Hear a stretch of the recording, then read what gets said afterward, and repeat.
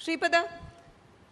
I actually Good content will agree. sell, bad content will shrink. And that's as simple as that. This pandemic has really hastened that process of clarity. I also believe this entire concept of what is good content and what is bad content is also subjective, right?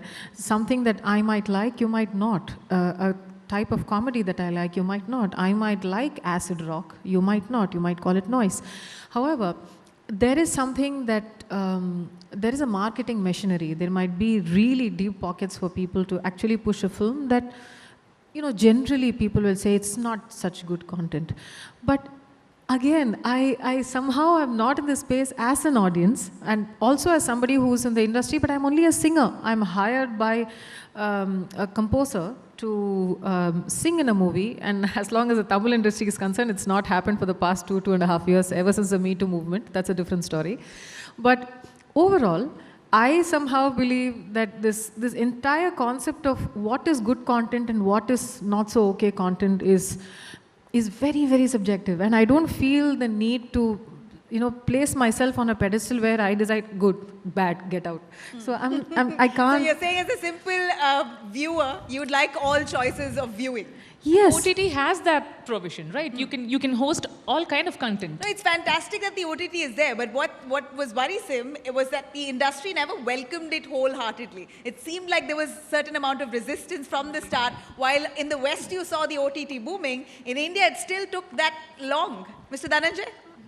That's actually true. There are a lot of people who have been wanting to push for OTT for years. They have been wanting to. I remember in Tamil industry, I think director Cheran wanted to do a direct-to-home of his films. A lot of people have been trying over the years, but the general mindset of people needs to change. And you can probably constantly introduce a concept to them. If they don't get it, if they don't want to get it, you can't really get a horse. But I'd like some personal experiences. Go on. Give me your experience in the industry. You yourself. I'll come to you, sir. My experience in the industry with regard to? Through the pandemic with, creativity and trying to come up with new content. Many of the stars, a lot of the times, most of it is scripted, right? A lot of it is given to you and you enact it as per what the director wants. But now is the time where you come out with original content, where your creativity is out there on the platform and you as a personality would shine. And that pandemic has really pushed you to that direction. So you live up to it, you survive. If you don't, you fall. As far as I'm concerned, I personally have been banned by the Tamil Nadu industry since October 2018. Banned? Yes, I'm officially banned. Okay. By BJP's Mr. Radharavi and a TMK affiliated Mr. Vairamuthu. I will say this, I'll repeat it, I'll continue to repeat it. I am going to courts for my right to work. I have been banned because I named my molester in the Me Too movement. As long as my work is concerned, 60% of it is anyway gone. But thankfully, I have presence with Telugu, with Kannada, with Malayalam, and with Hindi. And I've been able to survive as an artist. Wow, that is really bold of you.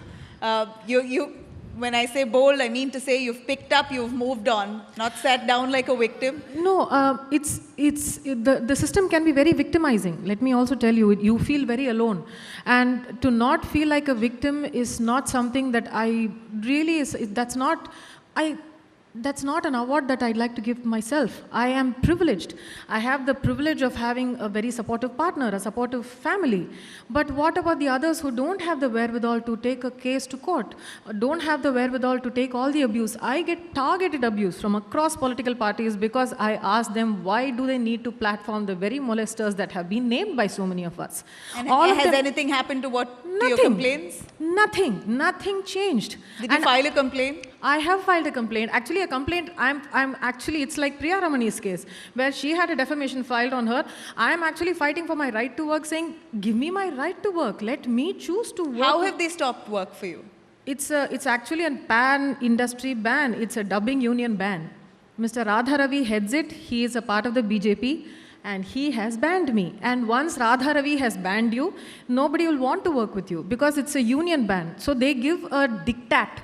So it works like a cartel of sorts. They give a diktat, they send out circulars, they have a FEFC, a film. They sent out circulars to ban you? Yeah. I have that. I have presented all of that to the city civil Are court. you fighting this legally? Yes, I don't have a choice. I don't want to be fighting this legally. Naming that I was molested and saying I was molested by somebody is not a crime.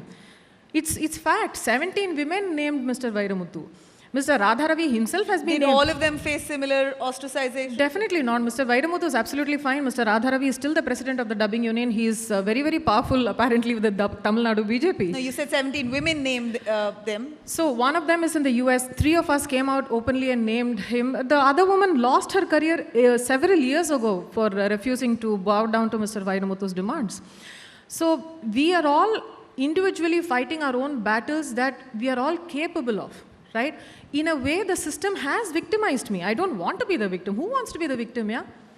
And as we also say this, there are other women who don't have this upper caste Savarna identity, who don't have, I mean, they don't get invited to conclaves like me. There are Dalit sisters, there are women, LGBTQI people who have also gone through all of this, who don't have representation in panels like this.